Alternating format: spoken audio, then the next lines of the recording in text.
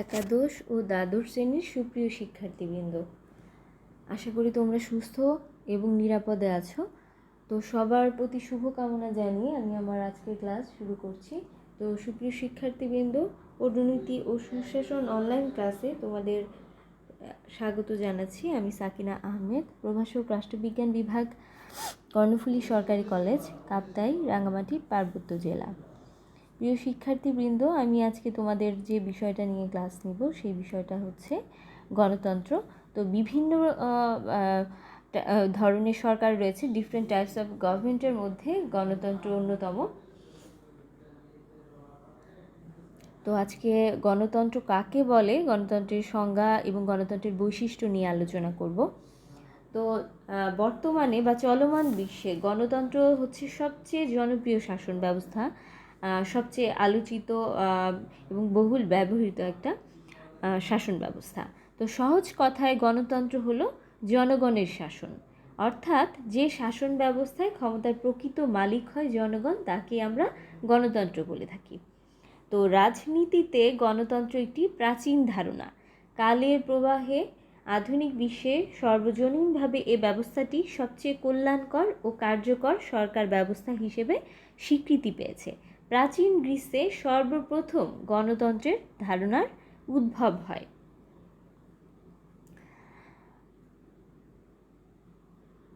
তো সুপ্রিয় শিক্ষার্থীবৃন্দ, তোমরা দেখো, গণতন্ত্রের ইংরেজি প্রতিশব্দ হচ্ছে ডেমোক্রেসি, যা গ্রিক শব্দ ডেমোস এবং ক্র্যাটাস বা ক্রেশিয়া থেকে উদ্ভূত বা সৃষ্টি হয়েছে। তো ডেমোস শব্দের অর্থ হচ্ছে জনগণ এবং ক্র্যাটাস বা ক্রাশিয়া শব্দের অর্থ হচ্ছে শাসন ক্ষমতা। সুতরাং শব্দগত অর্থে গণতন্ত্রের অর্থ হচ্ছে জনগণের শাসন ক্ষমতা। প্রাচীন গ্রিক ঐতিহাসিক হেরোডোটাস আজ থেকে প্রায় 2500 বছর আগে গণতন্ত্রের একটি সংজ্ঞা দিয়েছেন। তিনি বলেন, গণতন্ত্র এমন এক প্রকার শাসন ব্যবস্থা যেখানে শাসন ক্ষমতা আইনত কোনো শ্রেণী বা শ্রেণীসমূহের উপর ন্যস্ত না থেকে সমাজের সব সদস্যের উপর ন্যস্ত থাকে।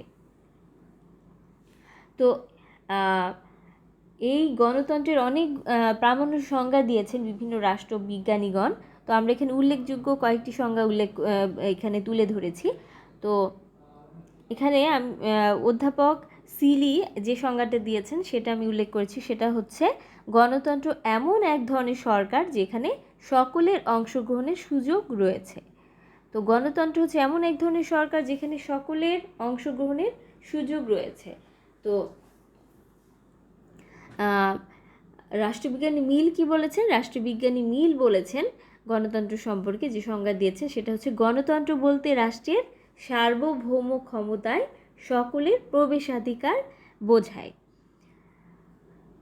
আর C.F. স্ট্রং এর মতে, শাসিত গণের সক্রিয় সম্মতির ওপর যে সরকার প্রতিষ্ঠিত তাই গণতন্ত্র।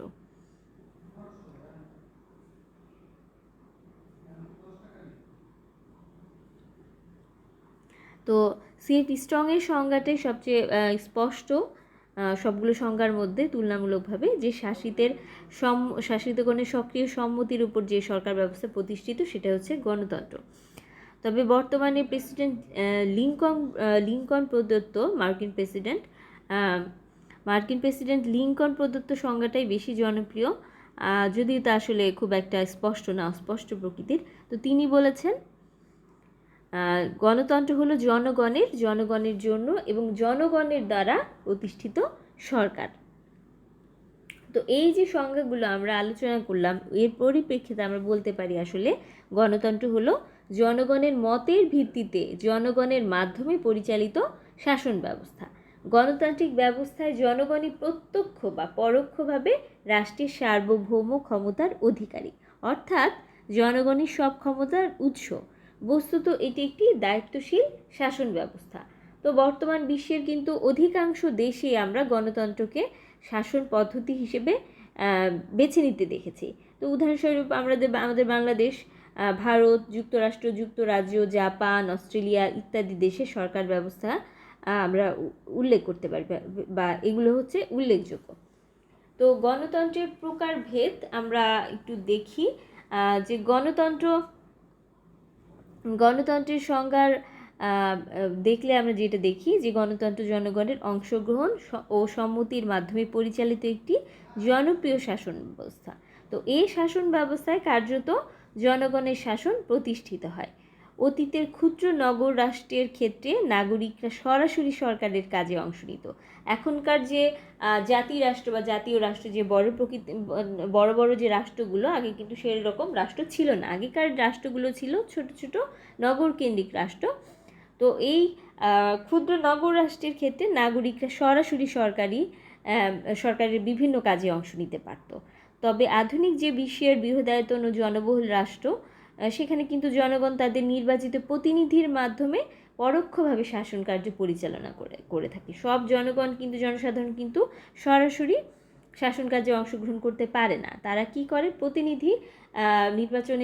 প্রতিনিধিদেরকে ভোটের মাধ্যমে নির্বাচিত করে এবং তারা তাদের হয়ে পরোক্ষভাবে শাসন কার্য পরিচালনা করে থাকে। তো এই শাসন কাজে জনগণের অংশগ্রহণের ধরনের উপর ভিত্তি করে গণতন্ত্রকে আমরা দুই ভাগে ভাগ করতে পারি। একটা হচ্ছে প্রত্যক্ষ বা বিশুদ্ধ গণতন্ত্র, আরেকটা হচ্ছে পরোক্ষ বা প্রতিনিধিত্বমূলক গণতন্ত্র। তো প্রত্যক্ষ গণতন্ত্র বা ডিরেক্ট ডেমোক্রেসিটা কি?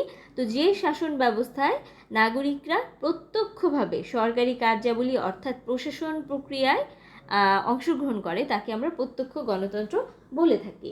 তো প্রাচীন গ্রিস ও রোমে প্রত্যক্ষ গণতান্ত্রিক শাসন ব্যবস্থা প্রচলিত ছিল। তো প্রাচীন গ্রিসের নগর রাষ্ট্রের নাগরিকরা সরাসরিভাবে রাষ্ট্রের শাসন কার্যে অংশগ্রহণ করত।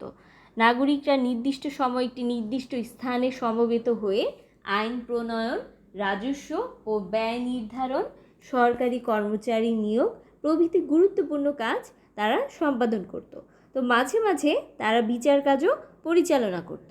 তো ওই সব নগর রাষ্ট্রের শাসন কাজে নাগরিকের পরোক্ষ আর প্রতিনিধিত্বমূলক অংশগ্রহণের ব্যবস্থা ছিল না এবং কোনো প্রতিনিধি নির্বাচন করা হতো না। তখন নাগরিকের অধিকারও ছিল সীমিত। প্রাচীন গ্রিসের নগর রাষ্ট্রগুলো আয়তন ও জনসংখ্যায় ছিল ক্ষুদ্র। তাছাড়া সে যুগের সমস্যাগুলো তুলনামূলকভাবে সরল ছিল। এই কারণে প্রাচীন যুগে প্রত্যক্ষ গণতন্ত্র প্রয়োগ করা সম্ভব হয়েছিল। কিন্তু আধুনিক কালে রাষ্ট্রসমূহের বিশাল আকার, বিশাল আয়তন, বিপুল জনসংখ্যা এবং সমস্যার জটিল প্রকৃতির কারণে প্রত্যক্ষ গণতান্ত্রিক ব্যবস্থা বাস্তবায়ন করা আসলে অসম্ভব। এরপরে আরেকটা যে ধরন, সেটা হচ্ছে পরোক্ষ বা প্রতিনিধিত্বমূলক গণতন্ত্র। তো পরোক্ষ বা প্রতিনিধিত্বমূলক গণতন্ত্র হলো গণতন্ত্রের আধুনিক রূপ। পরোক্ষ গণতন্ত্রের প্রধান বৈশিষ্ট্য হলো কার্যকরী, সার্বভৌম ও চূড়ান্ত সার্বভৌমের মধ্যে সুস্পষ্ট পার্থক্য। এই ব্যবস্থায় প্রাপ্তবয়স্কদের ভোটাধিকারের ভিত্তিতে জনপ্রতিনিধি নির্বাচন করা হয়।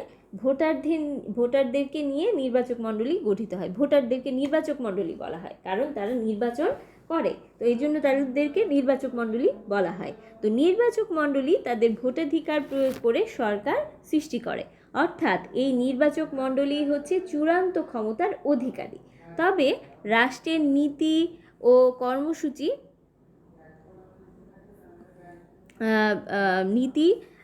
কর্মসূচি নির্ধারণে এই নির্বাচক মণ্ডলী প্রত্যক্ষভাবে অংশগ্রহণ করে না। নির্বাচক মণ্ডলী কর্তৃক নির্বাচিত প্রতিনিধিদের সমন্বয়ে গঠিত আইনসভায় সে কাজটি করে থাকে।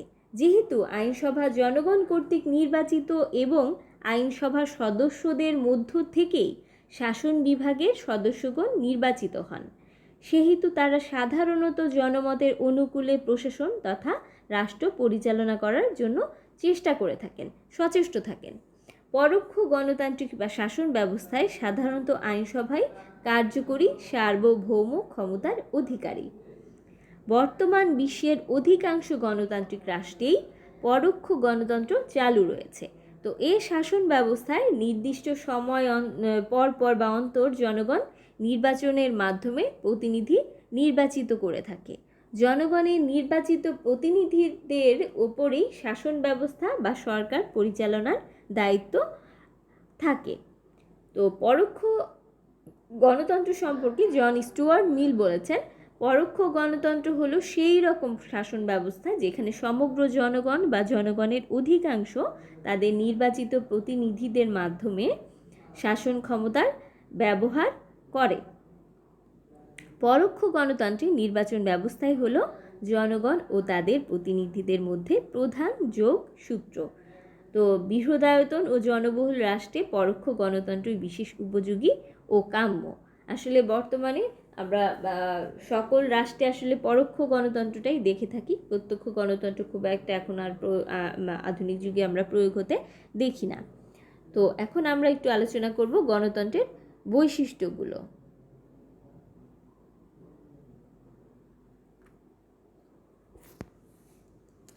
তো বর্তমান বিশ্বের সবচেয়ে কল্যাণধর্মী স্বীকৃত এবং জনপ্রিয় শাসন ব্যবস্থা হচ্ছে গণতন্ত্র। গণতন্ত্রের স্বরূপ ও প্রকৃতি বিশ্লেষণ করলে কতগুলো বৈশিষ্ট্য দেখতে পাওয়া যায়। সেগুলো হচ্ছে: 1. নিয়মতান্ত্রিক শাসন ব্যবস্থা। গণতান্ত্রিক শাসন ব্যবস্থা নিয়মতান্ত্রিকতায় বিশ্বাস করে। এই ধরনের শাসন ব্যবস্থায় নিয়মতান্ত্রিক উপায়ে সরকার বাছাই এবং পরিবর্তন করা হয়ে থাকে, অর্থাৎ নিয়ম নীতির মাধ্যমেই গণতন্ত্র প্রতিষ্ঠিত ও পরিচালিত হয়। তারপরে আরেকটা যে বৈশিষ্ট্য সেটা হচ্ছে প্রতিনিধিত্বমূলক সরকার। বর্তমানে গণতান্ত্রিক শাসন ব্যবস্থা বলতে প্রতিনিধিত্বমূলক সরকারকে বোঝায়, যেটা আমরা একটু আগে আলোচনা করলাম পরোক্ষ গণতন্ত্র, সেটার কথা এখানে বলা হয়েছে। তো প্রতিনিধিত্বমূলক সরকার গঠন গণতন্ত্রের একটি বিশেষ বৈশিষ্ট্য। বর্তমান রাষ্ট্রগুলো বৃহদায়তন এবং জনসংখ্যা ব্যাপক। এর কারণে জনগণের সবার মতামত প্রত্যক্ষভাবে গ্রহণ করে শাসন কার্য আসলে পরিচালনা করা সম্ভব নয়। তো এই কারণে প্রতিনিধিত্বমূলক বা পরোক্ষ গণতন্ত্রের সৃষ্টি হয়েছে। এরপরে হচ্ছে সংখ্যাগরিষ্ঠের শাসন। গণতন্ত্রের অন্যতম প্রধান বৈশিষ্ট্য হলো এটি সংখ্যাগরিষ্ঠের শাসন। গণতন্ত্রে নির্বাচিত প্রতিনিধিদের সবাই শাসন কার্য পরিচালনা করার সুযোগ পায় না। সাধারণত নির্বাচনে অংশগ্রহণকারী বিভিন্ন দলের মধ্যে যে দল সংখ্যাগরিষ্ঠতা লাভ করে সে দলের নেতৃস্থানীয় সদস্যদের নিয়ে সরকার গঠিত ও দেশ পরিচালিত হয়ে থাকে। তাই বলা যায় গণতন্ত্র জনগণের সমগ্র অংশের নয়, বরং সংখ্যাগরিষ্ঠ অংশের শাসন মাত্র। এরপর হচ্ছে জনগণের সার্বভৌমত্ব।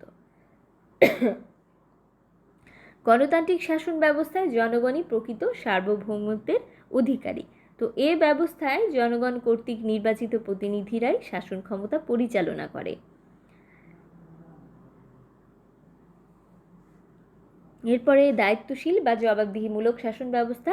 গণতান্ত্রিক শাসন ব্যবস্থায় শাসকগণ তাদের সকল প্রকার দায়িত্ব ও কাজের জন্য জনগণের কাছে প্রত্যক্ষ বা পরোক্ষভাবে দায়িত্বশীল থাকে।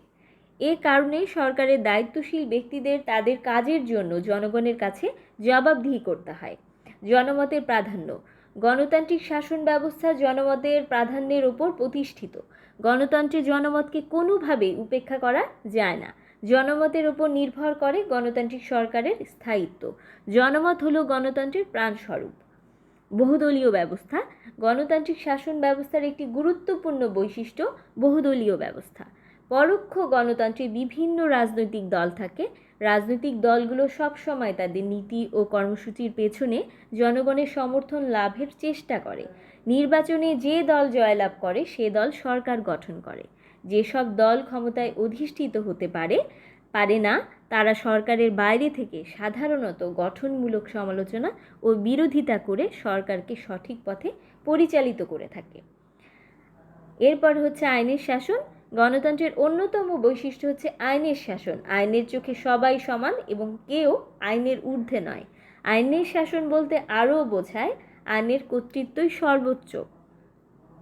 জাতি, ধর্ম, বর্ণ, ধনী দরিদ্র নির্বিশেষে সবাইকে আইনের অনুশাসন মেনে চলতে হয়।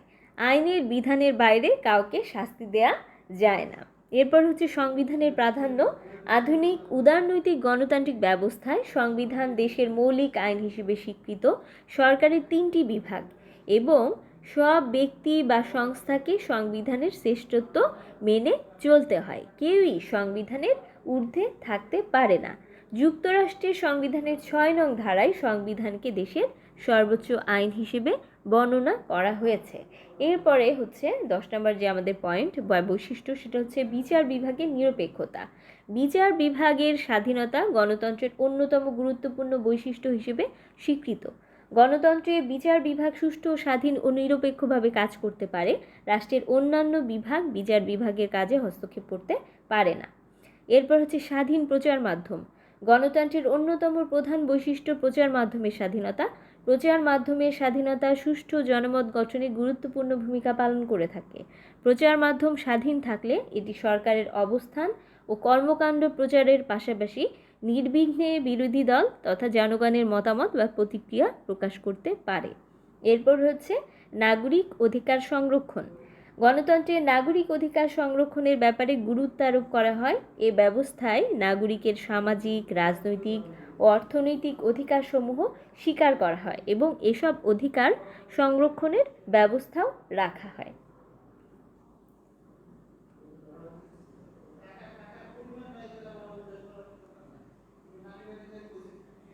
তো আসলে আমরা এতক্ষণ ধরে গণতন্ত্রের সংজ্ঞা এবং বৈশিষ্ট্য নিয়ে আলোচনা করলাম। তো এর প্রেক্ষিতে আসলে আমরা বলতে পারি আসলে গণতন্ত্র বর্তমান বিশ্বের সর্বোৎকৃষ্ট শাসন ব্যবস্থা।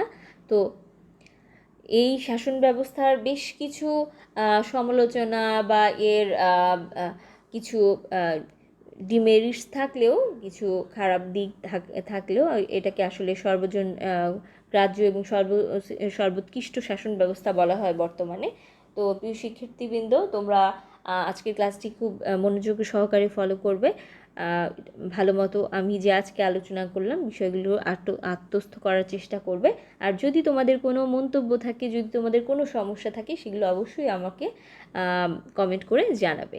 তো সুপ্রিয় শিক্ষার্থীবৃন্দ, আগামী ক্লাসে আরেকটি টপিক নিয়ে আমি তোমাদের সামনে ক্লাস নিয়ে হাজির হব। তো এ পর্যন্ত তোমরা সবাই সুস্থ থাকো, সবাই নিরাপদে থাকো, সেই শুভ কামনা জানিয়ে, সেই আশা ব্যক্ত করে আমি সবাইকে ধন্যবাদ দিয়ে আজকে আমার ক্লাসটি এখানেই শেষ করছি।